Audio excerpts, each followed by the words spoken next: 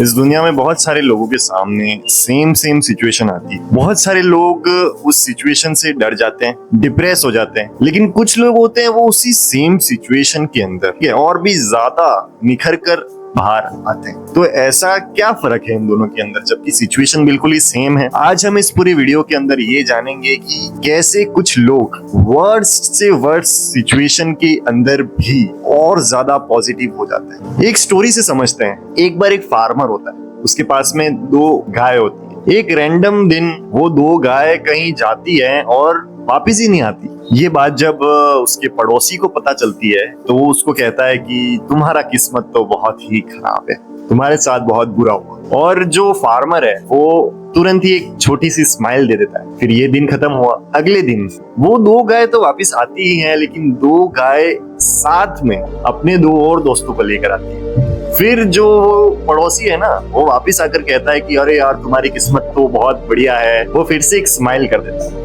कुछ दिनों बाद में क्या होता है ना कि उसी फार्मर का एक लड़का हॉर्स राइडिंग करते हुए गिर जाता है और उसके पैर में चोट लगती है। और वो कोई उसका रिश्तेदार आकर कहता है कि तुम्हारी किस्मत बहुत खराब है, तुम्हारे साथ तो बहुत बुरा हुआ। वो फिर से स्माइल कर देता है। कुछ दिनों बाद में जिस भी प्लेस में वो रहते थे वहां अचानक से वॉर यानी कि लड़ाई शुरू हो जाती है। और जो गवर्नमेंट है वो ये डिसीजन लेती है कि हर एक यंग मैन को लड़ाई का हिस्सा बनना होगा। उसका नसीब देखिए कि जिस प्रॉब्लम पर वो पड़ोसी उनको ताने मारकर चला गया था कि वो घोड़े पर गिर गया और उसकी टांग टूट गई, उसी टांग टूटने की वजह से उसे वॉर में हिस्सा लेने से रोक दिया जाता है। तो इस स्टोरी से हमें कुछ ये सीखने को मिल रहा है कि सिचुएशन जो आज आपको प्रॉब्लम लग रही है वो हो सकता है कि कल या फिर आने वाले फ्यूचर में आपकी सबसे बड़ी ब्लेसिंग साबित हो, है ना। आप उसी के लिए गर्व करें या फिर उसी को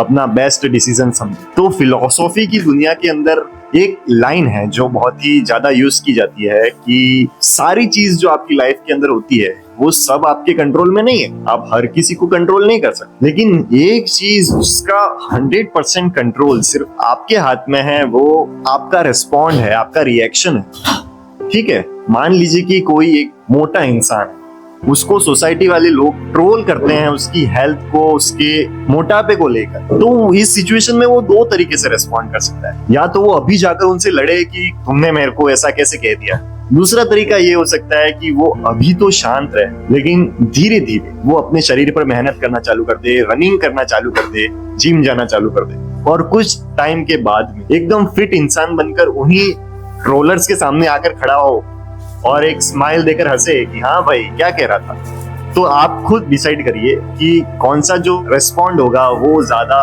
अच्छा होगा। एक बुक है जिसका नाम है ऑब्स्टेकल इज द वे। उस बुक की बेसिकली समरी ये है कि जो भी आप अचीव करने के लिए लाइफ में अपने काम करते हैं तो बहुत सारे ऑब्स्टेकल बीच में आते हैं। तो ऑब्स्टेकल आपको रोक नहीं रहे, वो आने तो तय थे, फैक्ट थे, लेकिन अगर आप उससे कुछ सीखते हैं और ऐसे छोटी प्रॉब्लम से और सीखते जाते हैं तो आपके अंदर एक रियल कॉन्फिडेंस बिल्ड हो रहा है और आप एक वो इंसान बनने जा रहे हैं कि जो असली में डिजर्व करता है जो चीज आप असली में अचीव करना चाहते हैं। और एक कोड भी आमतौर पर यूज होता है कि फर्स्ट डिजर्व देन डिजायर। आप पहले उस काबिल बनो, फिर आप उस चीज की इच्छा करो। तो आप डिजर्व कैसे होंगे?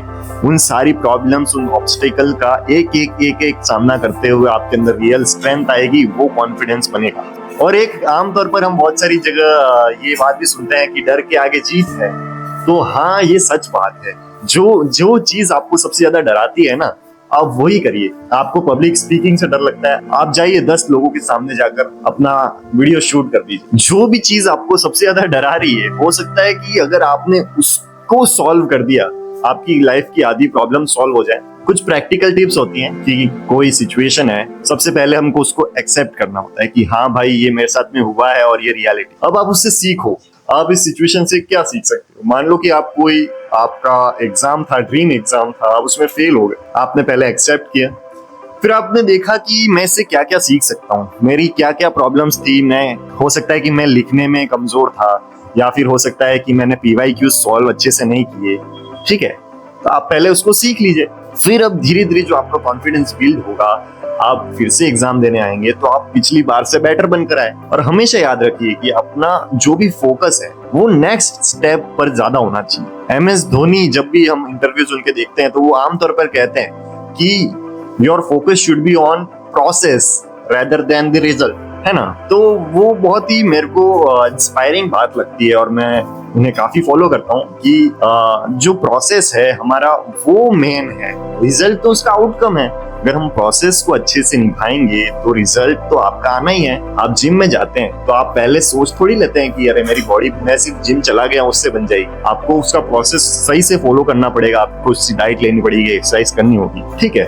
तो इस बात को हमेशा याद रखिएगा कि जो पॉजिटिव इंसान होता है उसकी लाइफ आसान नहीं होती है, बस उसके देखने का नजरिया अलग होता है। वो हर सिचुएशन में एक चांस या अपॉर्चुनिटी ढूंढता रहता है और चॉइस आपकी है। अगर आपको ग्रो होना है तो आप हर सिचुएशन में अपना फायदा कैसे निकालना है वो कहीं ना कहीं से ढूंढ ही लो, ठीक है। सो हे दोस्तों, मैं हूं लक्ष्य प्रताप सिंह सिसोदिया और मैं मूवीज, इंटरनेट, बुक्स से बेस्ट इंफॉर्मेशन निकाल कर लाता हूं आपके लिए, ताकि आपकी प्रोडक्टिविटी बढ़ सके और आपकी मेंटल क्लैरिटी नेक्स्ट लेवल तक जा सके। सो हम मिलते हैं नेक्स्ट वीडियो में, तब तक के लिए सी या।